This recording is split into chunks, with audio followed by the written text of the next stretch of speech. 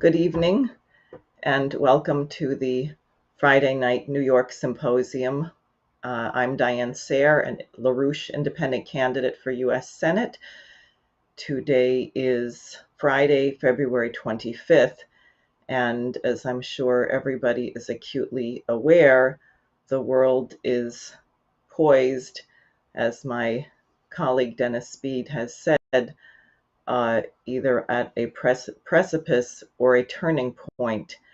And I chose that music, which is the opening chorale from Jesu meine Freude, the motet by Johann Sebastian Bach, which Lyndon LaRouche often referred to and emphasized the importance of having been composed not a century after the 30 years religious war, which ended in 1648 with the Treaty of Westphalia after a horrible slaughter for really about 100 years, but officially 30 years, where people were just killing each other endlessly over religion, supposedly.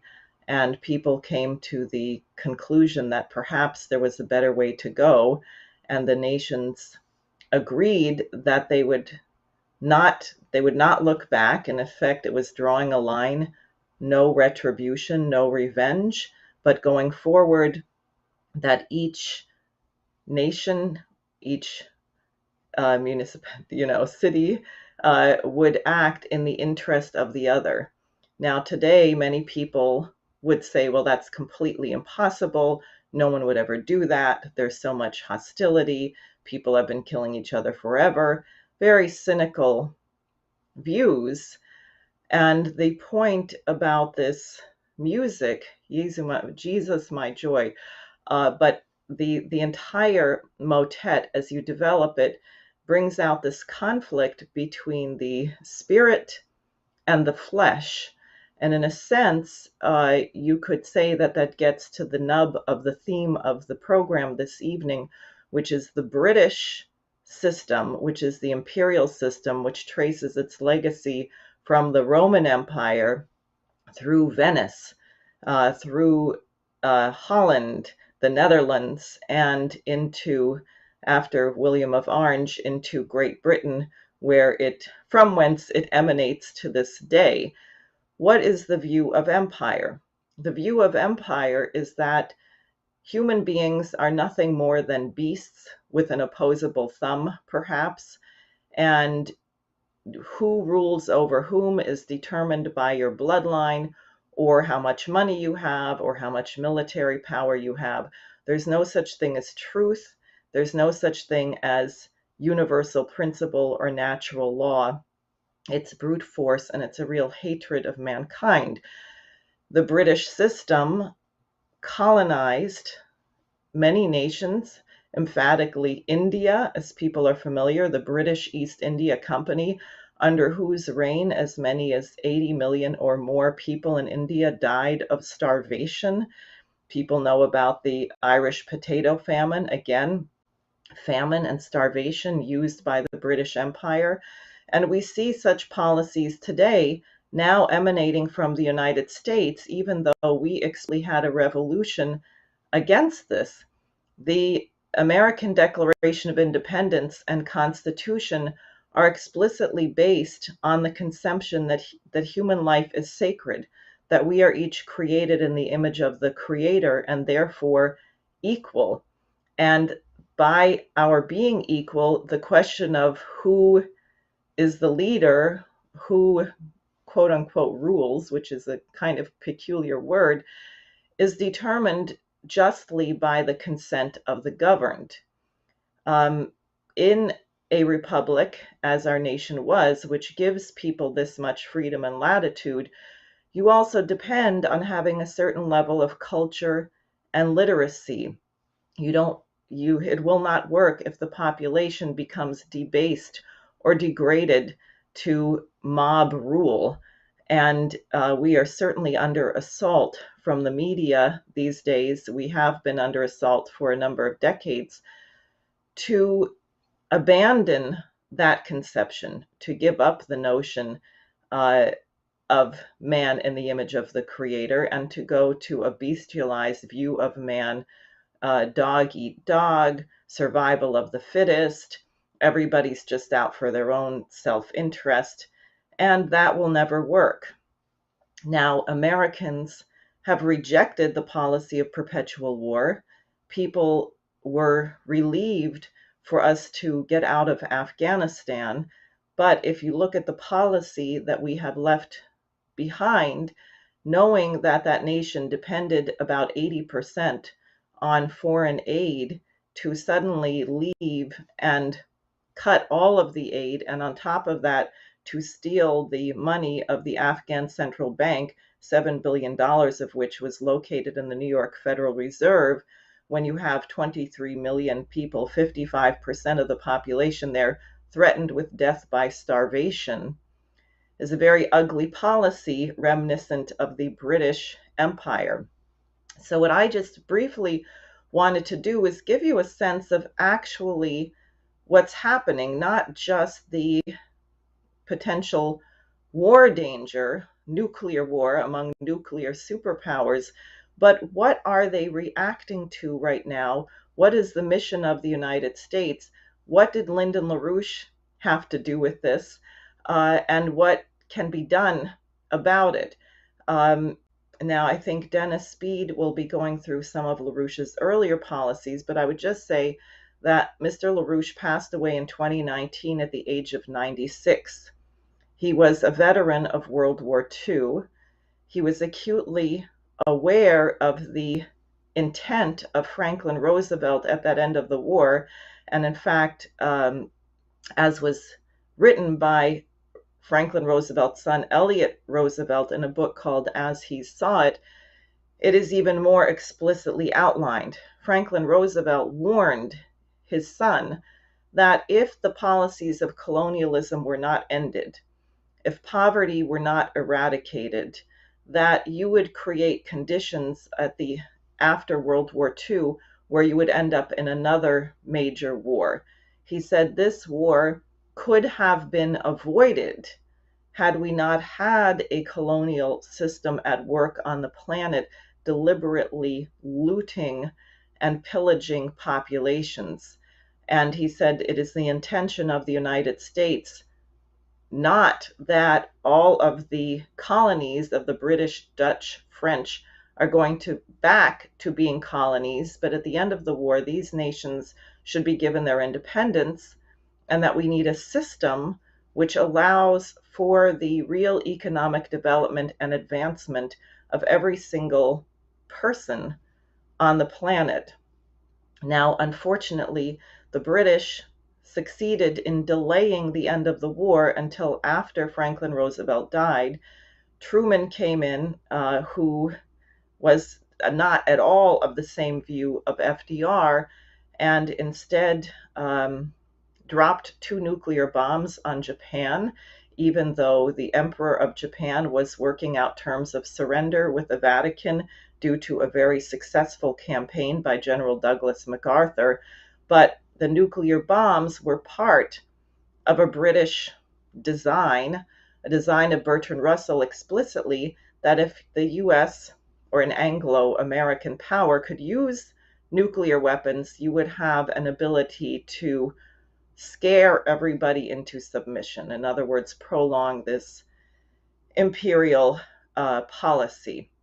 So the intent of FDR was already thwarted. That's why his son Elliot actually wrote this book in 1946, only 1 year after he died. Also, the intended cooperation between the powers that had defeated fascism, the US, Russia, China, and then the original, what came to be the UN Security Council, Britain, France, US, Russia, China, with an idea of creating a body of nations that could prevent future such wars. Well, since the end of World War II, since what FDR envisioned did not occur, we have been in no less than 25 wars after that. Now, Lyndon LaRouche came back to the United States. He worked in management consulting, but with a deep commitment that the type of world that FDR imagined, the end of colonialism, should come into being. And he organized leaders not only in the United States but internationally. As early as 1976, he was calling for an international development bank to basically liberate the world from the International Monetary Fund and World Bank and create conditions where nations would have access to low interest, long term credit for major systemic infrastructure development projects. LaRouche already drew the ire of Henry Kissinger in 1982 when he was involved in two things. One, meeting with Indira Gandhi, who was, well, prior to that, earlier, when she had been the head of the non-aligned movement. And in 82, he met with then President Lopez Portillo of Mexico, who was making moves to create a bloc to declare a debt moratorium. Thanks to harassment and threats from Kissinger, the other nations that were supposed to join Portillo did not, and he was sort of left hanging there, and the New York Times never got over it. After he died, many years later, they had a half-page obituary still attacking him for nationalizing the oil and taking steps to limit the debt payments to the International Monetary Fund. Lyndon LaRouche was framed up and sent to prison under an initial indictment from Robert Mueller. Then later the case was moved to Virginia to a court known as the Rocket Docket. His newspaper of over 100,000 or more subscribers was shut down by the government. His associates were imprisoned. And to this day, his name has not been cleared. And I'm bringing this up because it's very important, because he was one of the greatest minds of the United States, and the fact that he has not been exonerated is a sure indication that the United States is not going to be standing for justice, and that similar political persecution will occur, as we saw in the case of Russiagate against President Donald Trump, or in the case of Julian Assange, who is being allowed to languish in prison for committing no crime except wanting to tell the truth. Now, what has happened, I'm going to fast forward and some of the blanks will be filled in, but we succeeded in an international mobilization in getting LaRouche out of prison in 1994. His wife, Helga Zepp-LaRouche, went to Beijing and actually made a proposal, which I hope I'm going to be able to show you here, which was called the World Land Bridge. So this is a map of the proposal of the LaRouches in 1996. The green lines were existing rail, the red were planned and proposed rail. All these little various numbers and things were specific projects. You can see a transcontinental railroad in Africa. You can see up there number 2, the proposed Bering Strait crossing between Alaska and Russia. You can see various great potential projects which, had this been launched at the time, would have eradicated poverty for billions of people on the planet and created millions of high-skilled, high-paying jobs. China ultimately went with this program. Officially, when President Xi Jinping went to Kazakhstan September 8th of 2014 or 2013, and announced that he was going to be launching the One Belt, One Road initiative, a new Silk Road, exactly as Mrs. LaRouche had said when she was speaking in Beijing in 1996. And here is a map of some of the corridors and the plans of the One Belt, One Road. It may look somewhat familiar to people, and in fact, a great deal of this is underway and has been built. The Grand Renaissance Dam in Ethiopia, for example, just began operations last Sunday, producing 375 megawatts of power with only 1 out of 13 of the turbines going. So you can imagine what the potential is. This is a world that is escaping from the British imperial colonial rule. China has 1.4 billion people. India has 1.4 billion people. Russia is a major power. The nations of Africa by 2050 should have over 2 billion people. So this is the direction of mankind, actually the natural direction. Well, the British cannot have this, so they would prefer to launch war to keep the world divided, to keep people under that colonial system. Now, I just want to show you one thing because it's so amazing, and it's been so long in the United States since we built a major infrastructure project. But I'm going to take a minute and show you this little video of this China-Laos railroad bridge, which is really quite impressive.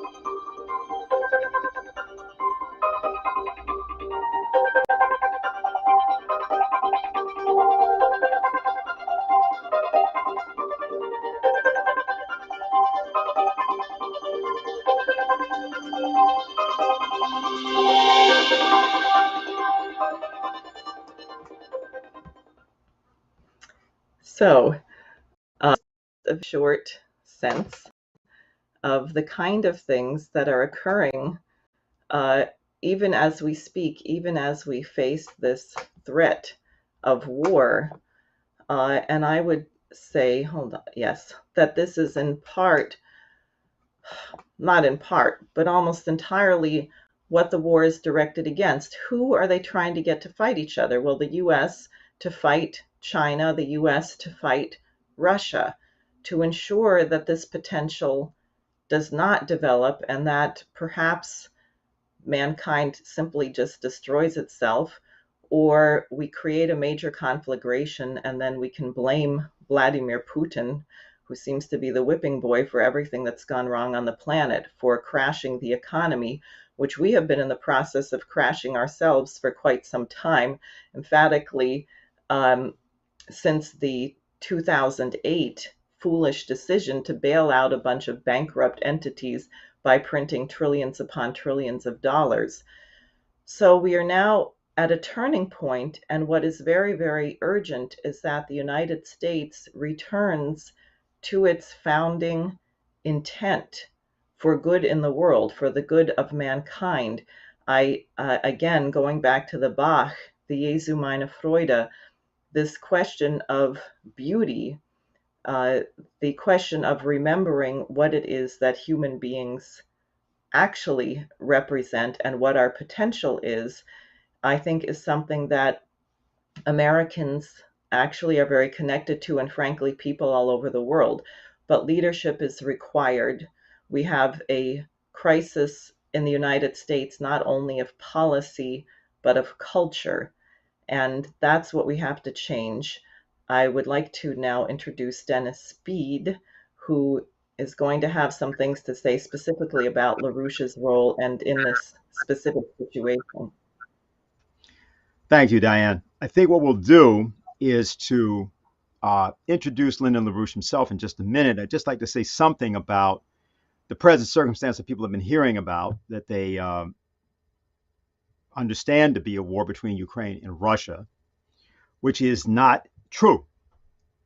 That event, as you are being caused to experience it, is a lie.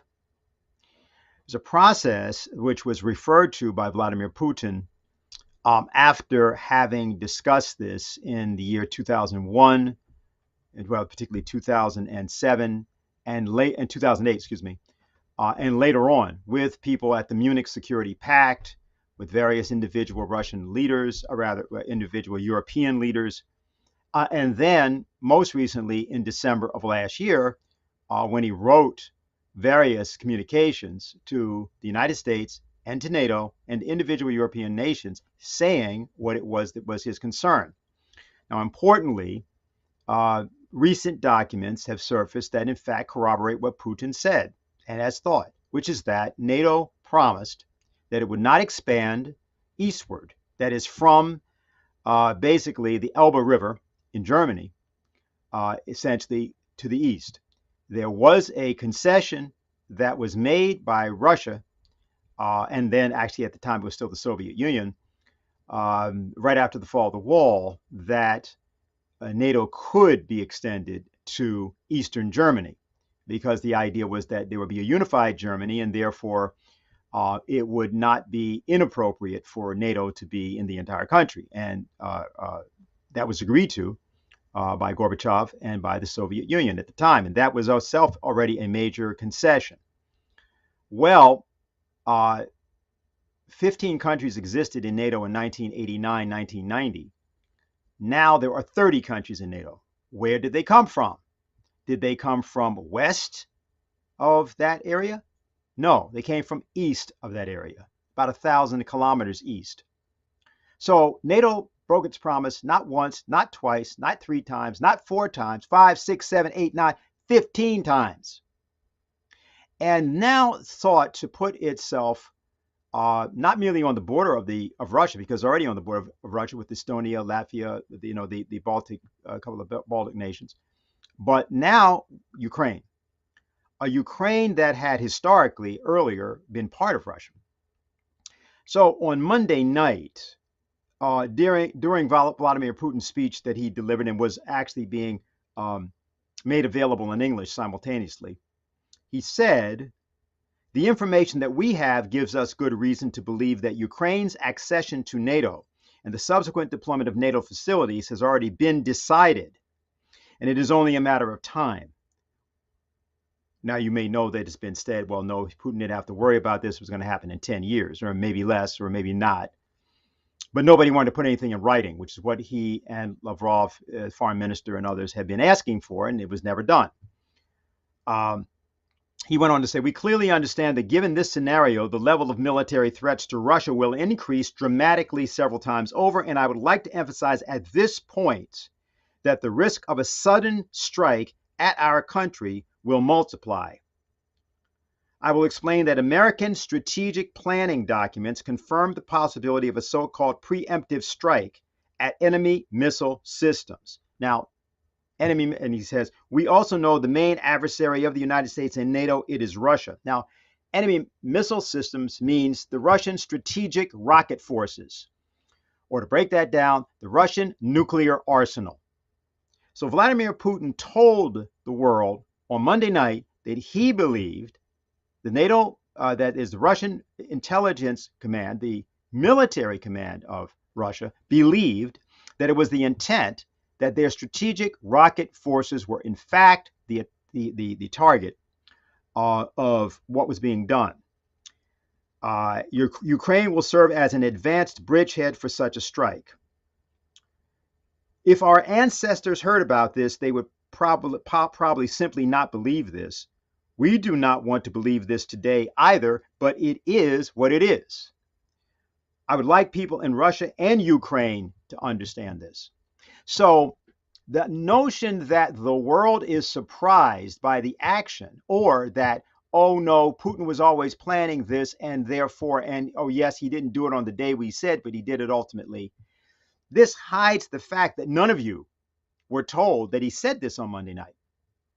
Matter of fact, you're probably finding this out for the first time right now on this broadcast, and that's one of the reasons that people should support Diane Sare's campaign and support the policies and the information and that she is making available through this platform. Now, having said that, the primary reason I read it was not because Putin said it, though I think that's important that people know. The primary reason I read it is because this entire process had been anticipated 40 years ago and actually had been resolved 39 years ago by the President of the United States, Ronald Reagan. This entire thing had been resolved by the President of the United States, Ronald Reagan, on March 23, 1983. Reagan announced the policy that had been originally formulated by Lyndon LaRouche, who had discussed this with the Soviet Union as part of a back channel in coordination with the National Security Council of the United States for about a period of 2 years. That policy was called ultimately by the Reagan administration the Strategic Defense Initiative. It did not involve simply weapon systems, what became known as the beam weapon systems. It involved the idea of the creation of laser-based economies. In other words, the use of advanced machine tool capabilities, laser machine tools, in the workplace. Now, that's something that the United States had begun to develop and was able to develop. Russia had worked in the area, but there were things that they had not yet developed. Yet the Russian laser programs as a whole, in terms of missile defense and so on, those were somewhat more advanced than the Americans. Therefore, there was a basis to, as Reagan said that evening, make nuclear weapons impotent and obsolete. LaRouche's proposal was an economic proposal and therefore a strategic military proposal. So the weapons, the beam weapons, they were laser weapons, which, because light travels faster than anything else, could knock out missiles in their boost phase. And the idea was they were far cheaper weapon systems to build. And therefore, it was an economic saving both on the military side, but more importantly, the application in the workplace, including the American workplace, which would have made the United States at that time the world's preeminent industrial production power. It would have revolutionized the entire way that mining, manufacturing, and even agriculture goes on in this country. But instead, that proposal was ultimately rejected and undermined by people in the Reagan administration, specifically George Herbert Walker Bush, who was the center of that. And therefore, this policy was destroyed, and Lyndon LaRouche was placed in jail. So at this point, let's hear from Lyndon LaRouche. And the reason we introduced this is that now the beam weapons, or so-called space technologies, or Star Wars, you may have sometimes heard it, that policy can be properly placed in the context with which LaRouche intended it. Develop a society. Do you build from the bottom up? Not really. Animals build from the bottom up, like beavers. And beavers are good for beavers. But I'm not a beaver. I don't do this underwater thing too well. I get cold, you know. Anyway, so what we do is we simply take it and go to a space program. Why? Because if you want to conquer something, you want to accomplish something in progress, you have to mobilize yourself by going to a higher platform than you are standing on now.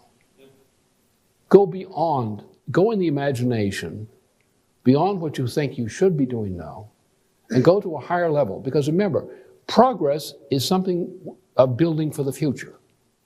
So to build for the future, you have to define the future. You have to define your destination. Building for the future, you're talking about generations. Generally, at least 2 generations. You're talking about 50 years ahead. So look at the horizon. Where do we want to be 50 years from now? In terms of technology, in terms of effects for humanity. People can understand 50 years. It's a short time. Some people live 50 years, even these days. It's a short time. So look 50 years ahead. Well, I say 50 years ahead, we're going to be on Mars. And we would define where we are today by defining the objectives we have to fulfill to get to Mars 50 years from now. We have people left over from 40 years ago who were thinking in this direction. And even some people were still thinking in that direction, even in the early 1980s, as I was, and before. Now, 40 years later, a younger generation has no knowledge of this, or virtually no knowledge of this. And yet this younger generation, people who are now in their 20s and 30s, young 30s, are the people who are going to have to decide this and decide on it, because they're the adult generation which is going to decide on this thing. We, therefore, as a nation and the people and among nations, have to see this objective that we're going to reach within 50 years. Now, we're going to then think about the technologies that will get us there, and we're going to think about the technologies we are going to need when we arrive. What I want to emphasize is what he said there is that I was thinking about this 40 years ago, and that what happened with the idea of the concept of the space program was that this was a security arrangement. So the idea is that the security was in the progress of humanity and defining a concept of the mutual progress of humanity. Now, this is what has to happen as of tonight. And to give you an idea of how LaRouche did this throughout the years, we're just going to go over a few of the proposals that he made. They're not the entirety in any way. For example, there's a 1983 proposal by LaRouche called Saudi Arabia in the year 2023. So that proposal, which he made then, is now the way that he had envisioned that Saudi Arabia would look at that time. So we'll go to these now, and I think we can just sort of coordinate on this. In 1975, Lyndon LaRouche made a proposal for the International Development Bank. What this was a replacement for the International Monetary Fund and the World Bank, which, as you see in the case of Ukraine today, offered loans to people as ways of subjugating and undermining their actual economic development. For example, all that stuff you hear about weapons going to Ukraine today, those are all loans. Those weapons are not being given to Ukraine for their, supposedly fighting the big bad Russia. No, all that stuff is loans. And what actually happened in the case of Ukraine was that in November 21st, I believe it was, of 2013, when the then elected government, duly elected government of Ukraine, of Yanukovych, decided that it was going to go not with the EU, but wanted to go with and didn't want to even go with the European Eurasian Economic Union, which was something that was being organized by some of the former Soviet states. They essentially said, why do we have to choose between these? Why can't we be a means of mediating some sort of actual joint development? And it was that night that the process began of destabilization of that government that eventually in February removed the duly elected government in a coup run on the ground by the CIA of the United States, by people like Victoria Nuland and other people who have that in telecommunications that you can listen to yourself. So then they get rid of that government, and then they talk about how they are the bastions of democracy, including, by the way, the then Vice President Joe Biden, as sort of acting almost like a governor general, then giving sort of the Ukrainian parliament of that period its marching orders. So that's not what LaRouche wanted. He wanted to have an idea of a development bank system which did not put people into slavery through debt, but rather use credit for the purpose of creating various forms of economic development. It was already mentioned by Diane that during the period of the 1990s, Helga Sepp-LaRouche visited China starting in 1993. And a proposal was made or sort of evolved out of that combination of discussions and a conference that occurred in China in 1996 on the Eurasian land bridge. This is a report that was issued in January of 1997, the Eurasian Land Bridge, the New Silk Road, Locomotive for Worldwide Economic Development. This is, in one sense, the point at which the dialogue, the international dialogue, began that led to the Shanghai Cooperation Organization, various other forms of what has become now 150 nations that are involved in this project. At that time, there were 37 nations that came to this conference. In the aftermath of the announcement by Xi Jinping of his One Belt, One Road initiative in September of 2013, by the way, that was just a couple of months before what happened with the Ukraine situation, our organization, hearing what he was saying and recognizing that many of the projects that we had contained in our 1997 report had either already been built or have been superseded by other potential projects, then went to work to figure out how to respond to what it was that Xi Jinping was talking about. And we tried to advance a proposal in response to that proposal, which we called the World Land Bridge. So we talked about how the new Silk Road becomes the World Land Bridge.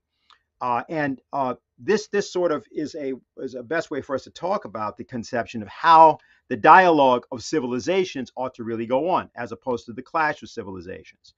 So just to review how this applied to Europe, we have to go back to the period of 1989 and the fall of the wall.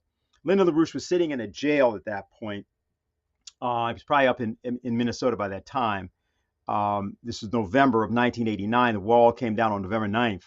And during the period of November, December, January, Lyndon LaRouche, from his jail cell, formulated an idea of what was called the productive triangle. Now, what this referred to is an area between Paris, Berlin, and Vienna. So between France, Germany, and Austria, which is approximately the size of the industrial triangle of Japan. It contained 100 million people, and we, in our tour so far investigating it, recognized these were the most skilled labor force in the world. It was actually had greater depth of skill than the Japanese workforce and existed in about the same area. And so the notion was to use that triangle as a kind of an axis for development into the East, so that rather than NATO going into the East, the notion was to have a productive economy built, a new economic platform built going eastward, but it would actually also revolutionize the economics of everywhere. And this map is basically showing you those axes of development. It's intentionally not trying to draw a lot of rail lines or other things. You see there on the far left, you see Paris. You also see the port of Le Havre. And then you see going to the far bottom right, Budapest, Hungary, which of course was been part of the Warsaw Pact at the time of this map being drawn. Prague, Czechoslovakia, a little bit, well, if you go to Vienna, you see going east, Vienna, and then Prague above it. And then, so that's another one of the Warsaw Pact countries. Of course, even if you go to Berlin, I mean, technically Berlin was also inside of East Germany, which had been part of the Warsaw Pact. And then, of course, there is to the immediate east, Poland.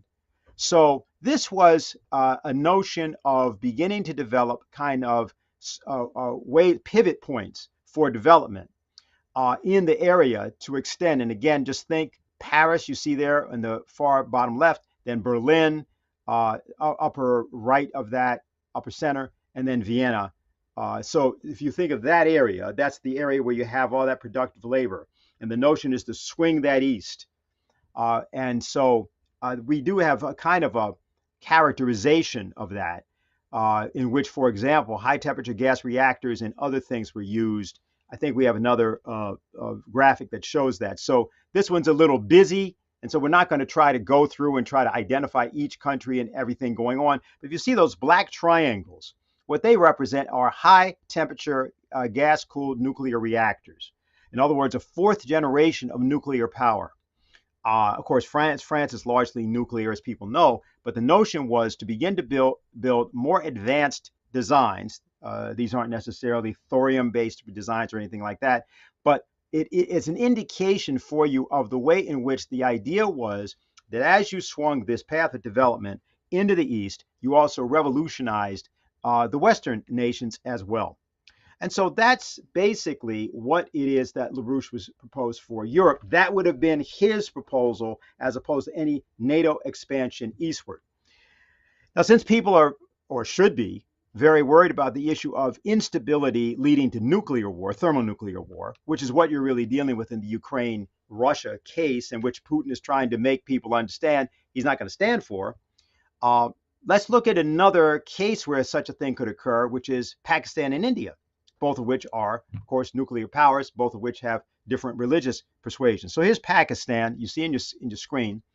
There's Afghanistan above it, where we have been for 20 years, 2 decades. And then, importantly, to the west of Pakistan and also west of Afghanistan is Iran, where we also were for a period of 26 years, from 1953 to 1979. where at one point during the 1970s, persons working in Iran described the level or the rate of economic development that was going on involving American engineers as like that of Carson City, Nevada during the period post-gold rush in America. So what's important here is that Pakistan, of course, has been a military ally of the United States. It was basically the launching point for the secret war that was launched by Zbigniew Brzezinski against the Soviet Union back in 1979. The Afghanistan has been a theater of operations for first the Central Intelligence Agency, which ran a 10-year war, which it thought was highly efficient and wonderful and just demonstrated. It used to be called something called Charlie Wilson's War, but then produced the Mujahideen.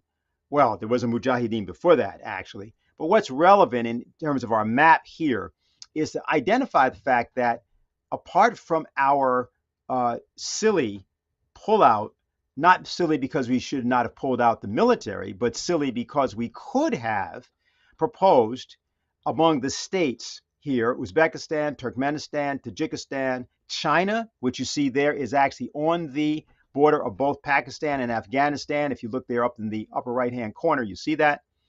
And then Iran also. We could have proposed a way that a cooperation could have been done between India, another United States ally, Pakistan, a U.S. ally, Afghanistan, a U.S. occupied area, and then a series of republics which were former Soviet republics, and China. And that would have been for the purpose of, and we're not here tonight to talk in great detail about the economic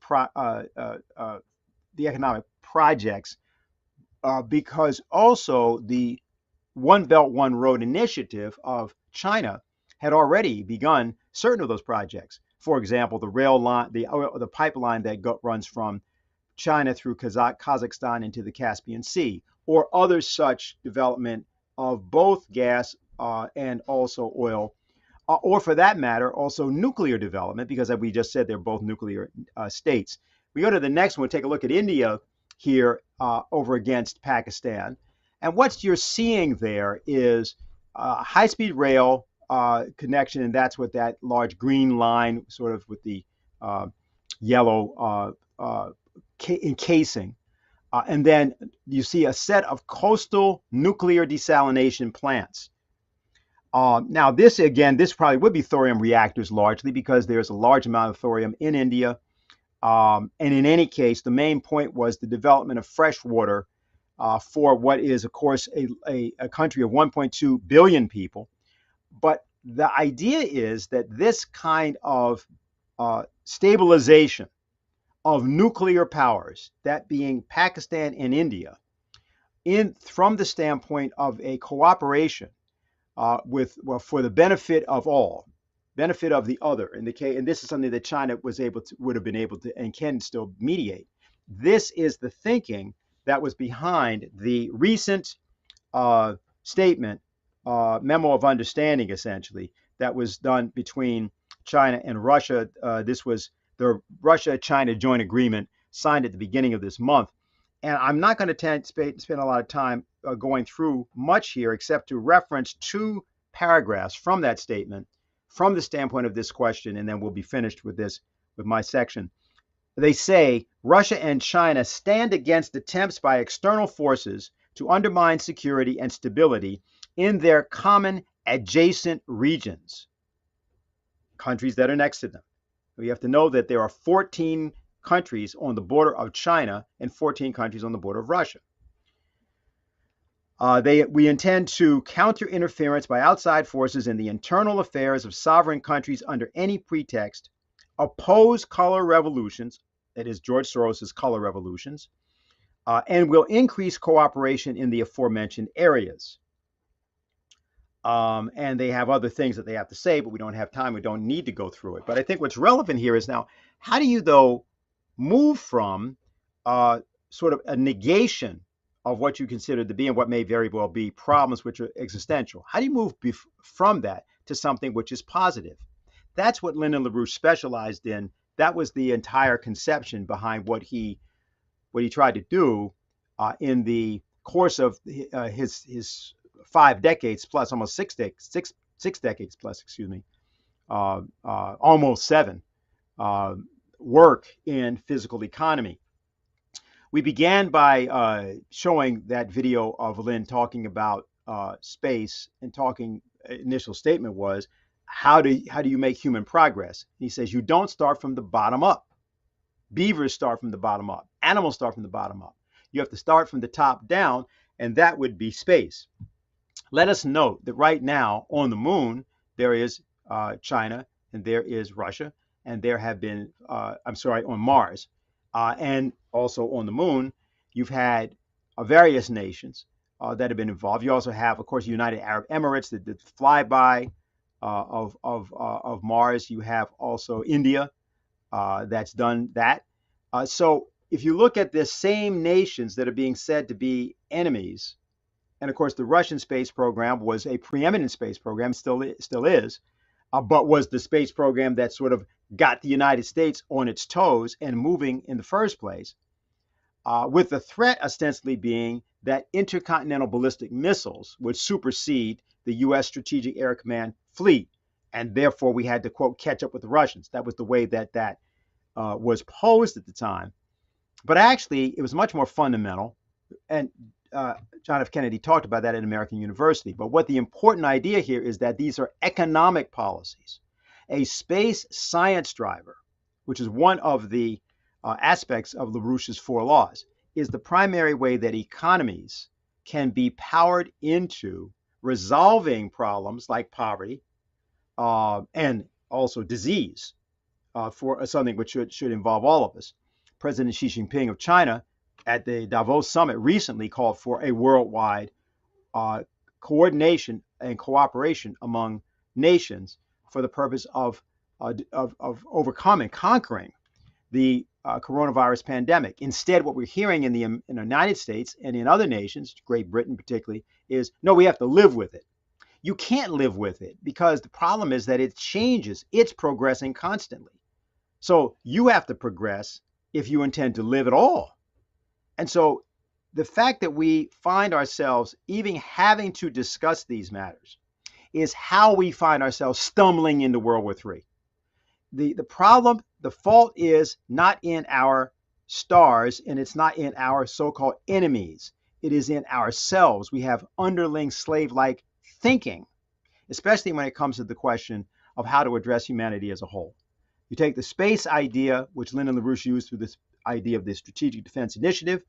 You take that conception of human security, which is in the progress of humanity and in the development of economies from that standpoint. And so this is really what we believe should be the initiative. And this is, of course, why a candidate, someone in the U.S. Senate who's responsible for foreign policy and formulating that, has to be there, that maybe even at this late date, late hour rather, can reverse the United States' jumping off a precipice, or danger of jumping off a precipice into oblivion. And we could have a turning point in our history, in the history of the world, toward a future of the type that we deserve and that civilization deserves, and that Lynn and LaRouche proposed. Great. Thank you very much, Dennis. I also would like to say hello. I see many of the people I've met recently on Facebook are watching. I'm glad you're here. Before I introduce my next guest, let me make my usual disclaimer that participation in the Sare for Senate Symposium does not necessarily constitute endorsement of my candidacy, nor is it the case that I necessarily agree with all the views expressed here, but there are so few forums now where you can even have an exchange of ideas on burning topics like whether civilization or mankind is going to survive or annihilate itself, that I think it is urgent that we are here and that we invite experts, people with long history in these matters to join. With that said, I'd like to introduce Kirk Wiebe, who is a whistleblower formerly with the NSA, who, as I observed recently at a particular ceremony, speaks Russian rather well, and I think he probably has some thoughts about the situation. Hello, Diane. Hello Hi. to your audience, and hello to Dennis Speed, a good friend.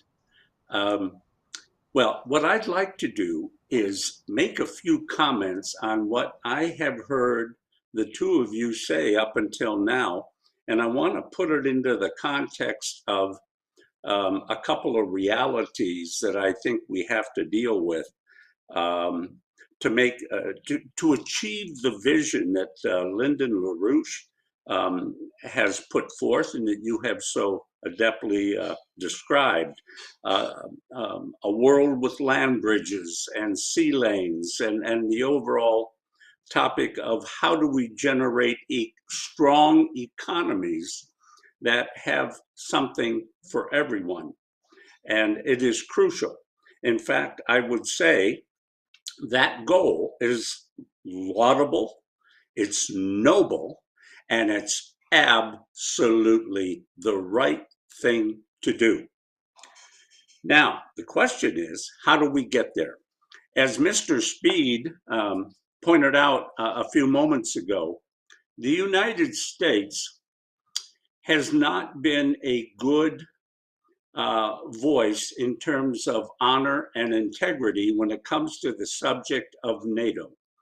We have vacillated, we have changed positions, and this does not help stability in terms of global relationships, and it really hinders our ability to move forward in very positive ways.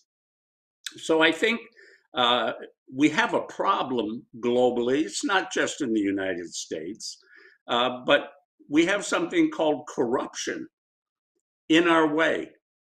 And unfortunately, corruption has been on the increase over the last 50 to 70 years. Each generation finds it a little bit easier to cheat than the generation before. So we have an integrity problem. And it's the elephant in the room and the thing that we've got to find a way to deal with. Now, men of good intention and men of integrity and honor can solve it. But it will, as we all know, take leadership. NATO has been around for a long time. The United Nations has been around for a long time. But I would say to you, as they are right now functioning, doing the same thing over and over again, expecting different results, is the definition of insanity. NATO is not working. The United Nations is not working, to the extent that most of the world's contributions to poverty are literally stolen by various parties at the country level and the levels that have to distribute money.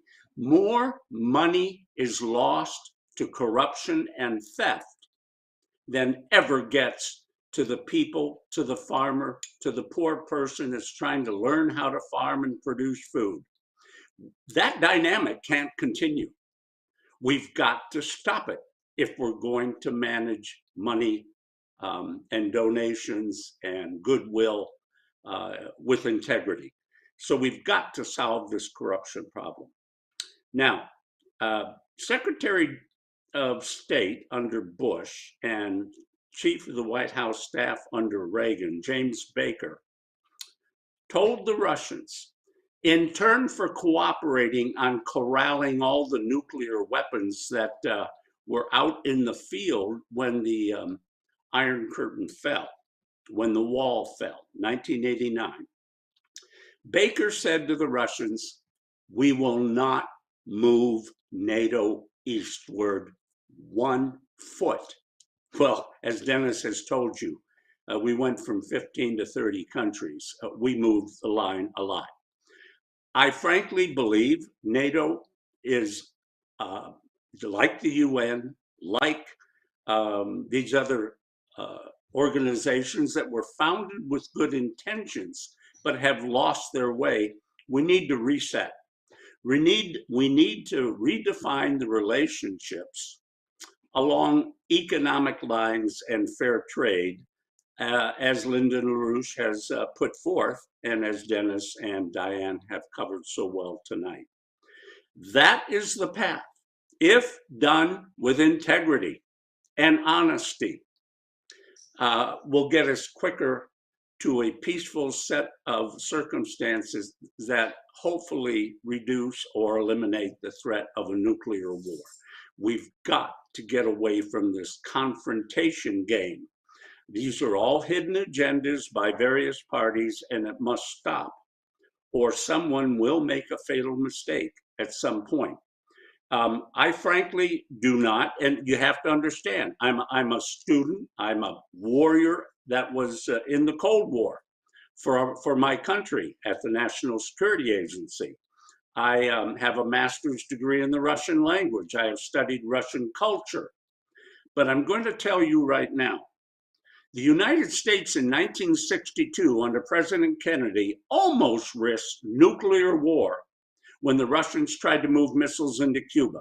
That's one act by Russia in the last 60 years. Never have they tried to surround our nation by taking over nation states. We, on the other hand, have expanded NATO, as Dennis said, from 15 to 30.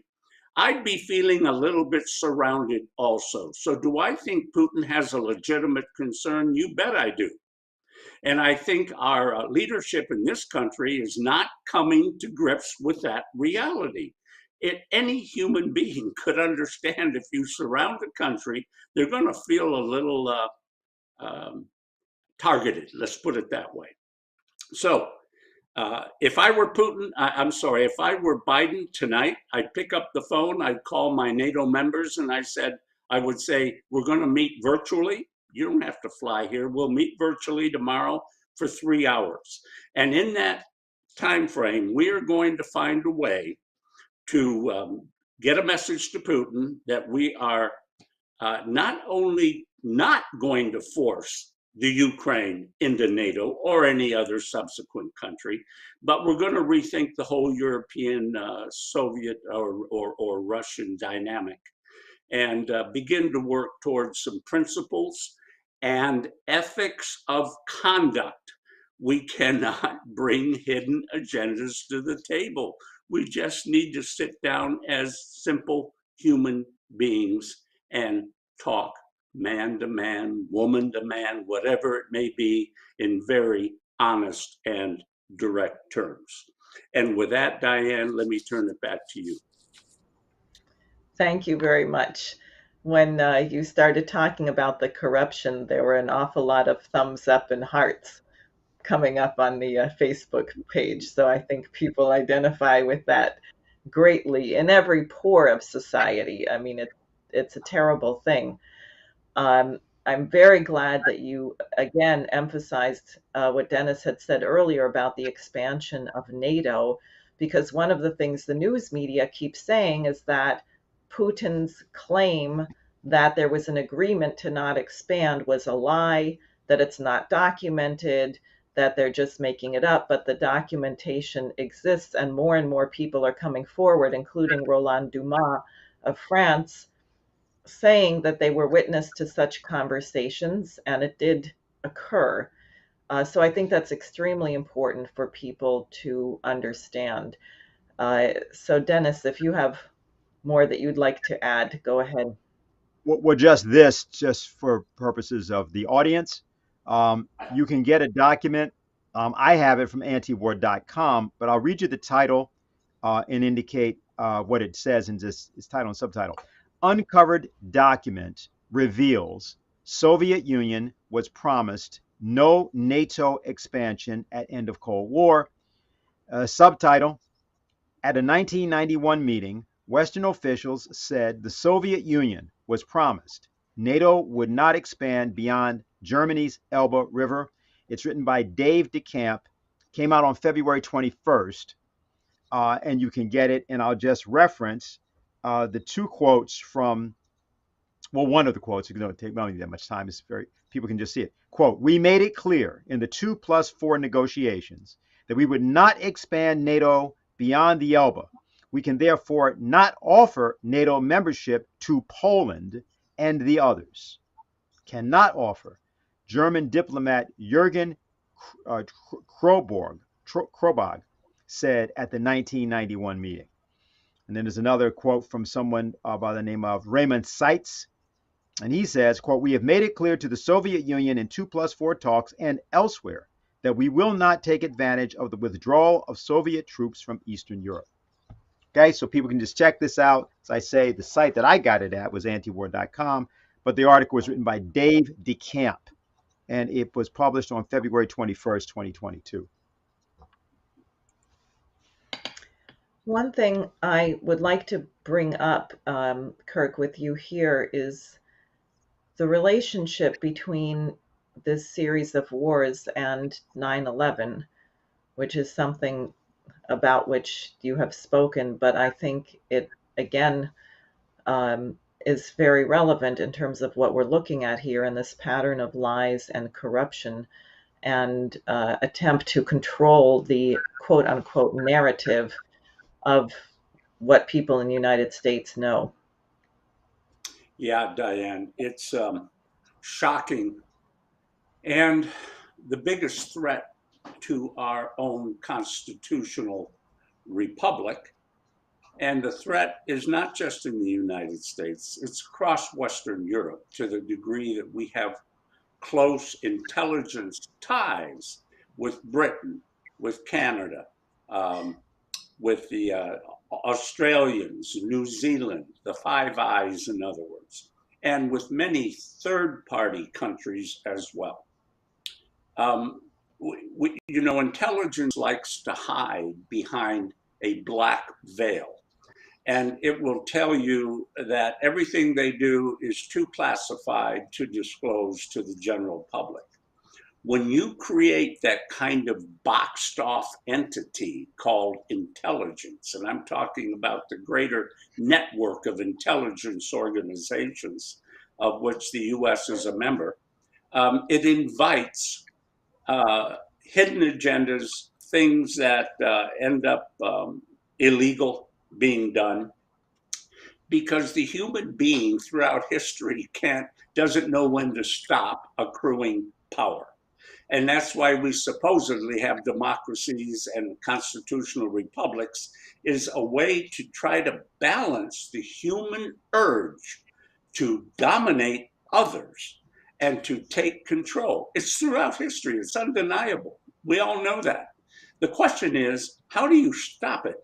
And our intelligence agencies were never meant to work in the shadows to the degree that they have evolved over time, feeding off themselves. It's almost like a self-licking ice cream cone, if you can imagine something like that. The bad, corrupt politics behind it, in terms of congressional oversight, is a joke. There is no oversight of the intelligence community that is worth anyone talking about. It's all done with a handshake, a wink. There's no formal inspection of any of the intelligence community members by Congress.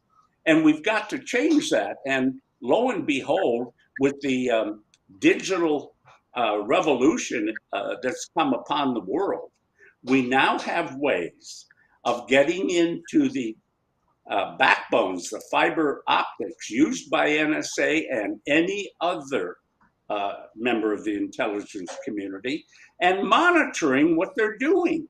You can do it remotely from a facility owned by Congress and make it part of the oversight process. Give technicians the right clearances, give them access, and their job is to continuously provide checks and balances on what is really going on with electronic exploitation of people globally, whether they're innocent, guilty, etc. Yet, without truth, there is no oversight, and we don't have that kind of truth today. We need it. Right, exactly. Thank you for that. I think part of what is happening with President Putin actually is he's drawing a line in a situation where, if you look at the collapse of morality and standards in the West, there seems to be no bottom. And one example is what happened in Kazakhstan just a few weeks ago, where there was clearly an intent to have another colored revolution. But having learned the lessons of Ukraine, um, the Russians sent, I think, 3,000 troops. The president said terrorists will be shot without warning. And Blinken and others said, oh, don't invite the Russians because they'll never leave. Well, that's a little bit of projection there. I think we're the ones who've never left anywhere.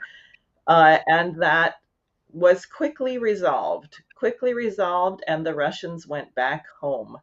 I can imagine the situation would be even more dire had they been allowed to succeed at that attempt to destabilize that major nation. Um, but it is possible to change these things, and you see that there is a way to take decisive action to prevent catastrophe. Um, what I also think is that it's very, very important. People are very frustrated. They have an incredible sense of injustice, of oppression, of economic hardship, of isolation due to pandemic related conditions. And frankly, the social media, and here we are on it, has a way of isolating people because you're not in person. There's so much that you miss in this way. And also, we are all being targeted, as you said, because they get all these algorithms and then they bombard us with the things that they can think can get us to change our behavior. So, one thing that I think is very urgent is to keep our focus on what do we want for mankind. You know, Lyndon LaRouche used to always say, imagine the world 50 years after you die. What should it look like? What are we fighting for? We can complain and say we don't like this and we don't like that, but what if we suddenly came into power? Then what? What would you do? How would you uplift mankind? How would you get people out of poverty? How would we create a situation where we have Beethovens and Einsteins and Marie Curies and, solving these problems? And to that end, just I wanted to show something, and I'll ask each of you to say some things before we conclude here. But whoops, I have to do this correctly. I'm going to show the petition that the Schiller Institute has just initiated, which I would encourage everybody to visit here. Because it is really designed to create a solution concept. Can you see that now? Yes, we are able to see it on the screen. It might Okay. be, can we project that Yeah, so the petition to what? we have it. It's It's up, there. full screen. Yeah. Okay. To convoke an international conference to establish a new security and development architecture for all nations. And it takes up exactly this question, the question of the Treaty of Westphalia, and the question of the economic policy that goes with it. And we really want to circulate this very, very far and wide. I mean, partly I read it and I find myself saying, ugh, um, a conference of nations, who's can we trust? Can we trust them? Can we trust? It's a scary thought because we see people behaving so badly. But somewhere it has to get through to people, as I think it did after the 30 Years' War, that actually, if we don't come to some understanding, there is no survival. There is no survival of any of us. There is no future. There is whatever you think your legacy is going to be, it will be done if we annihilate the planet and the human species. And therefore, that might be a compelling reason for people to come to their senses and be on slightly better behavior. So Mm. I think we're at the point of conclusion. I would like to just ask each of you for your thoughts. Maybe Kirk, you go ahead.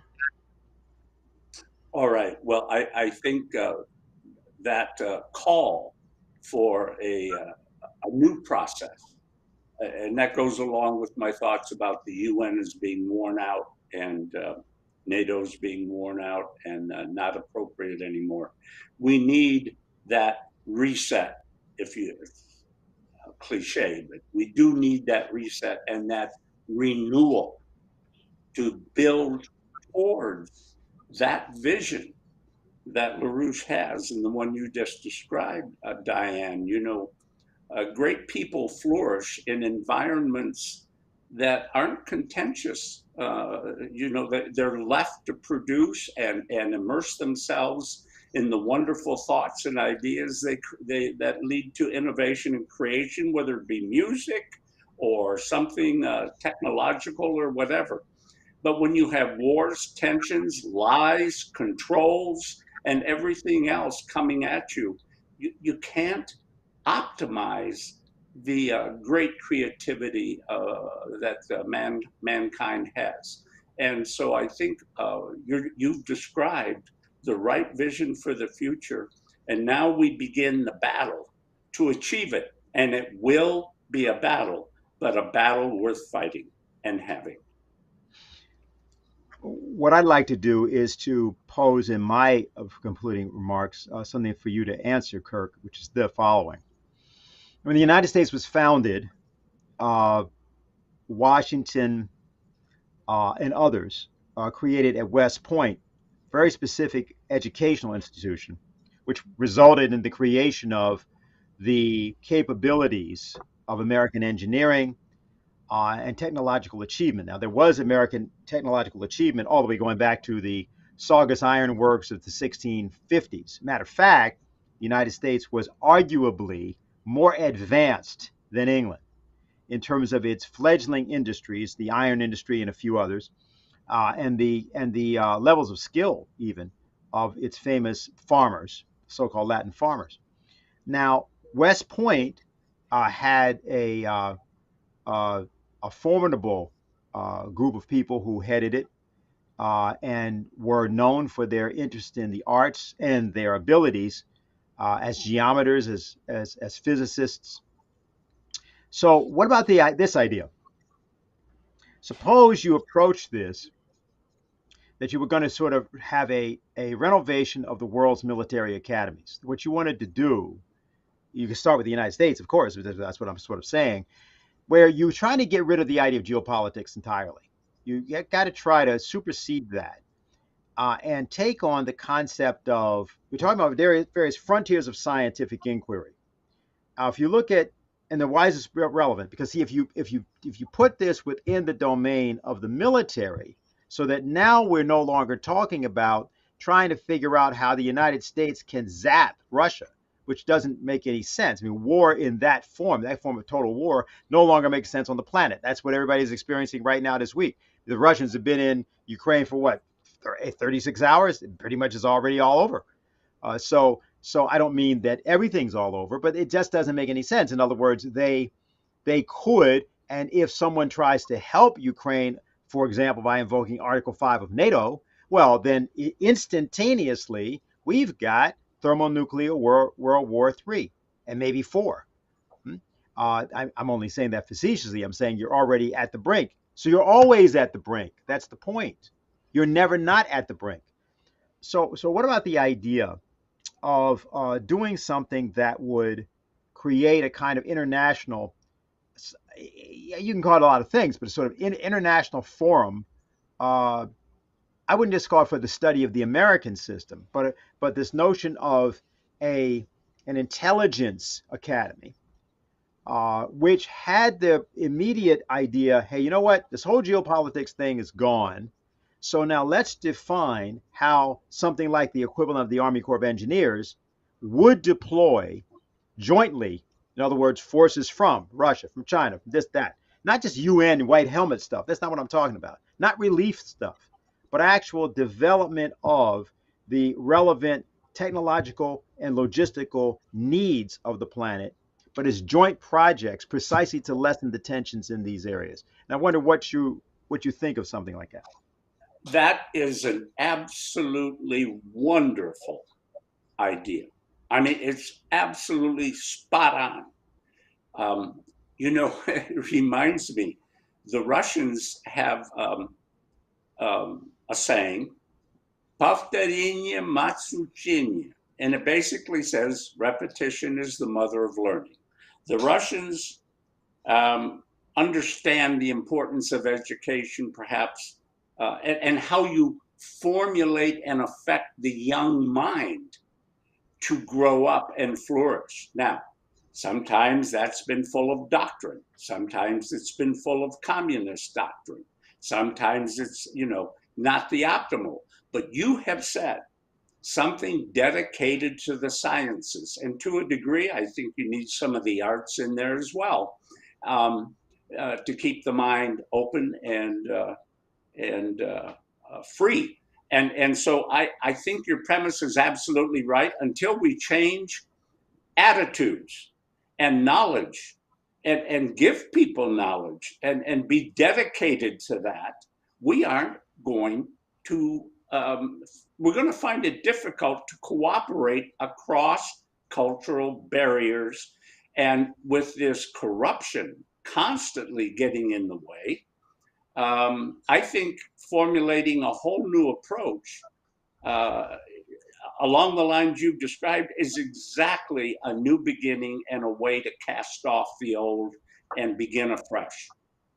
So I think it's a great idea, Dennis. Let me just note before Diane concludes the whole program that I think that the St. Petersburg Academies of Sciences, I believe they was founded in 1724. So you're coming up on the 300th anniversary of that. And of course, you're coming up on the 250th anniversary of the American Declaration of Independence.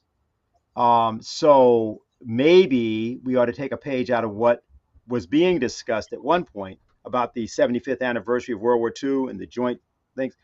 And whether you'd use the anniversaries is not so much the issue. Also, Lafayette coming back to the United States actually 200 years ago. It's the anniversary of that in 2024.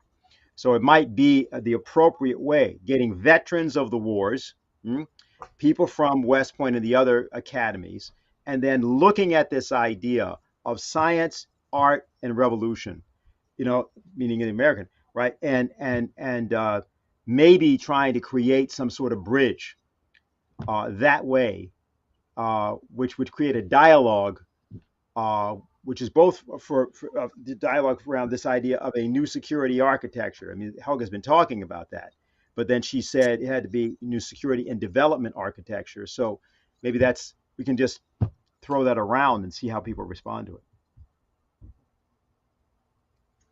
Great. Well, that would mean that 2024 we should get ready because the Russian Academy of Sciences founding, you said 300th anniversary.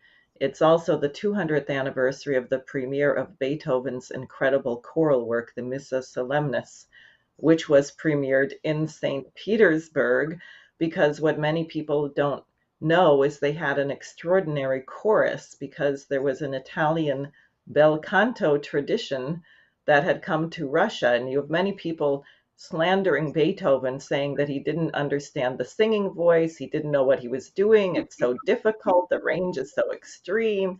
Well, that was probably at the time the best chorus on the planet. So I think that we have a couple of years here to start practicing. People should get ready. We should commemorate the founding of the Russian Academy of Sciences and the genius of Beethoven in 2024 with a celebration of something that's universal about mankind. So with that, I would like to thank everyone for joining me, for tuning in. I'd like to encourage all those of you who are new to my campaign, who've started following me on Facebook, to keep following and supporting and sign up on my website, sareforsenate.com. For those of you who can and who want to know more about LaRouche, which I hope is all of you, tomorrow at 2 o'clock Eastern Time, Dennis will be hosting the program of the LaRouche organization. You can look it up that way. And there will be more about this. And again, so thank you very much. I hope that we are successful enough that we can be here again next week.